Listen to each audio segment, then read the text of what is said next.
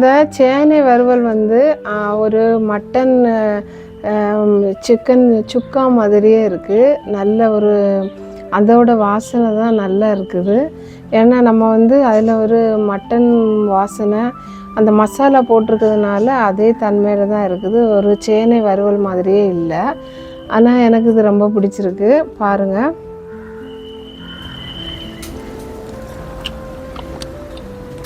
கோலி soda சேனலுக்கு உங்களை வரவேற்கிறேன். இன்றைக்கி நம்ம என்ன டிஷ் பார்க்க போகிறோம்னா ஒரு சேனை வறுவல் தான்.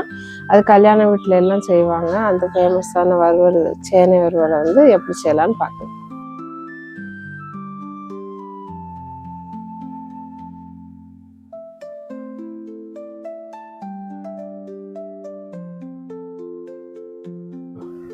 இப்போ இதில் கொஞ்சம் 1/2 கிலோ போல் சேனைக்கிழங்கு எடுத்திருக்கேன். இதை வந்து நம்ம புளி தண்ணியில் வந்து ஊற வைக்கணும். நம்ம அதனால் இதில் தோலெல்லாம் எடுத்துட்டு புளியில் ஊற வச்சிடணும். கொஞ்சமாக தண்ணியும் சேர்த்துக்கோங்க. கொஞ்சம் உப்பு போட்டு இதில் வந்து இந்த சேனையில் ஒரு ஊறல் இருக்கும். அது வந்து இந்த புளியில் தான் போகும். அதனால் இதை வந்து 10 நிமிஷம் என்ன செய்யணும்னா ஊற விடணும். அப்படி இருக்கட்டும்.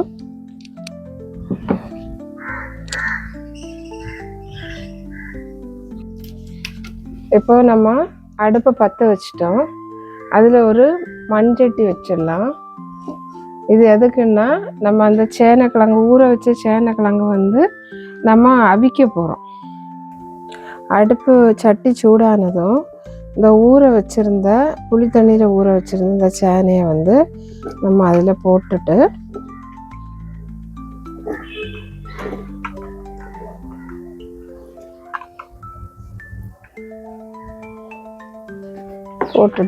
தேவையான அளவு கொதிக்கிறதுக்கு தேவையான அளவு தண்ணி விட்டுக்கோங்க.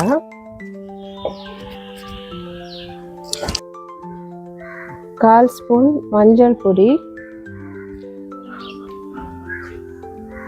1/4 ஸ்பூன் உப்பு, மறுபடியும் கொஞ்சம் புளி கரைசல் போட்டுட்டு இது நல்லா வேக விடணும். கொஞ்சம் வேகட்டும்.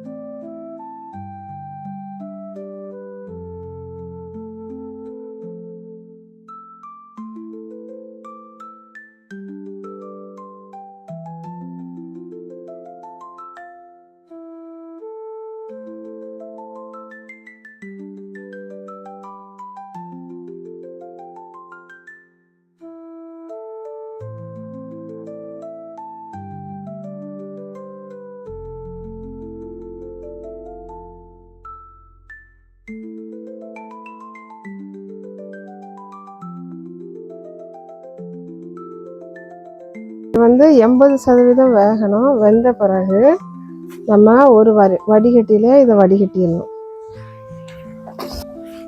இப்போ நம்ம ஒரு வடிகட்டியில் வடிகட்டிடணும். தண்ணி வந்து வடியட்டும்.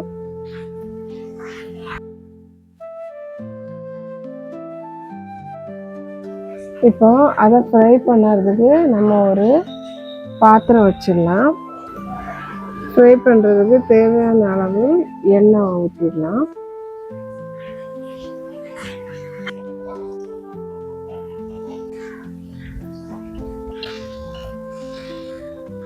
இப்போ எண்ணெய் நல்லா சூடானதும் இந்த வடிகட்டி வச்சுருக்க அந்த சேனைக்கிழங்கை வந்து இதை ஃப்ரை பண்ணணும். மொறுப்பாக வரணும்.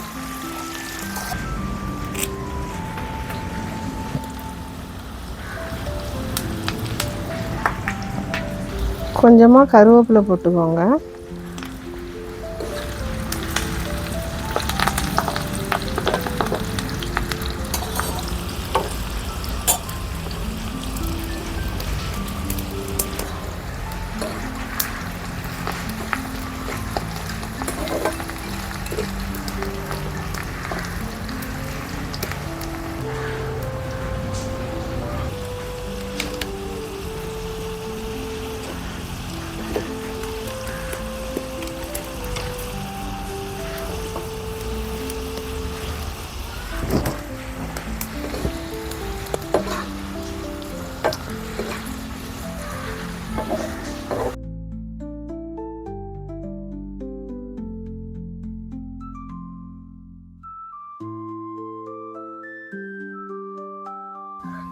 நம்ம இதை வந்து நல்ல ப்ரௌன் கலரில் மொறுமொறுப்பாக வர்றது வரையும் ஃப்ரை பண்ணணும்.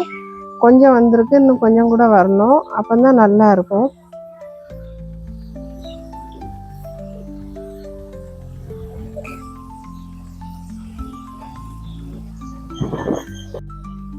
இப்போ இது நல்லா ஃப்ரை ஆயிடுச்சு. ஃப்ரை ஆனது எப்படின்னா இந்த மாதிரி நல்லா ப்ரௌன் கலரில் நல்ல மொறுமொறுப்பாக இருக்கும். அந்த டைமில் வந்து நம்ம இதை எடுத்துடணும். இதில் தட்டத்தில் போடும்போதே ஒரு சவுண்டு கேட்குது பாருங்கள்.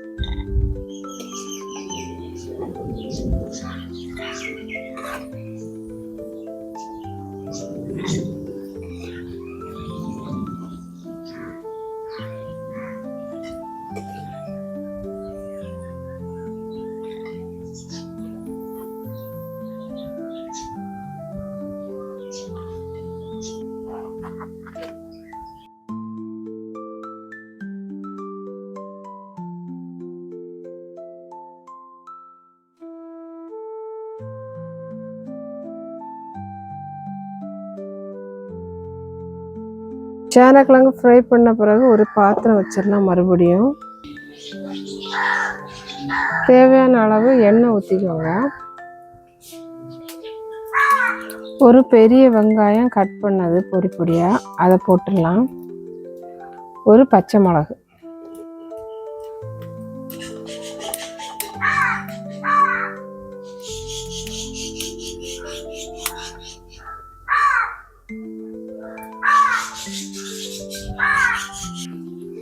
தேவைக்கு கருவேப்பிலை கொஞ்சமாக.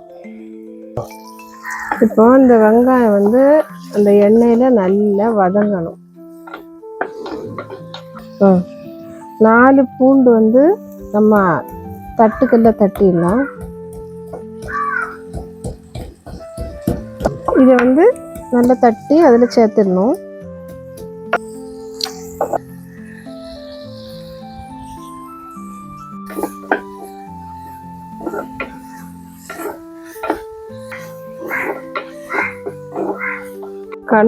வெங்காயம் வந்து நல்ல கண்ணாடி மாதிரி இப்படி வதங்கின உடனே ஒரு பெரிய தக்காளி வந்து நம்ம கட் பண்ணி போட்டணும்.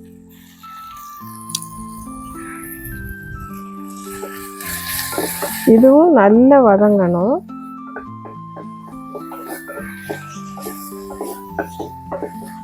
நல்லா வதங்கின உடனே கொஞ்சமாக உப்பு போட்டுக்கோங்க, கொஞ்சம் காயப்பொடி,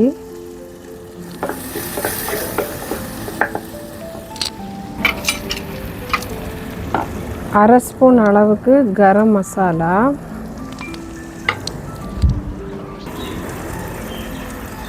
ஒரு ஸ்பூன் காஷ்மீர் சில்லி பவுடர், ஒரு ஸ்பூன் சிக்கன் மசாலா எல்லாம் போட்டு நல்லா வதக்கணும்.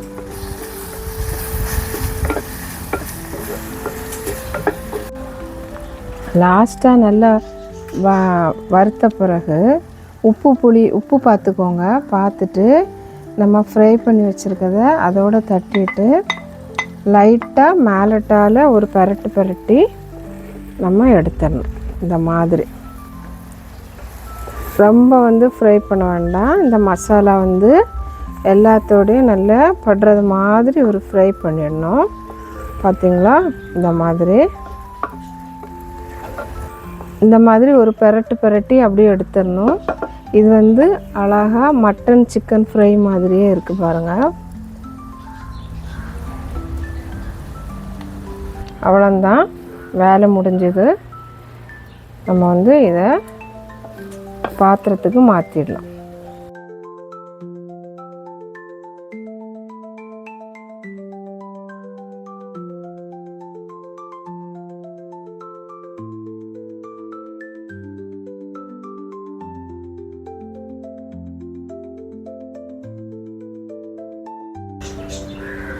இப்போ இந்த சேனை வறுவல் வந்து ஒரு மட்டன் சிக்கன் சுக்கா மாதிரியே இருக்குது. நல்ல ஒரு அதோட வாசனை தான் நல்லா இருக்குது. ஏன்னா நம்ம வந்து அதில் ஒரு மட்டன் வாசனை அந்த மசாலா போட்டிருக்கிறதுனால அதே தன்மையில் தான் இருக்குது. ஒரு சேனை வறுவல் மாதிரியே இல்லை. ஆனால் எனக்கு இது ரொம்ப பிடிச்சிருக்கு. பாருங்கள்,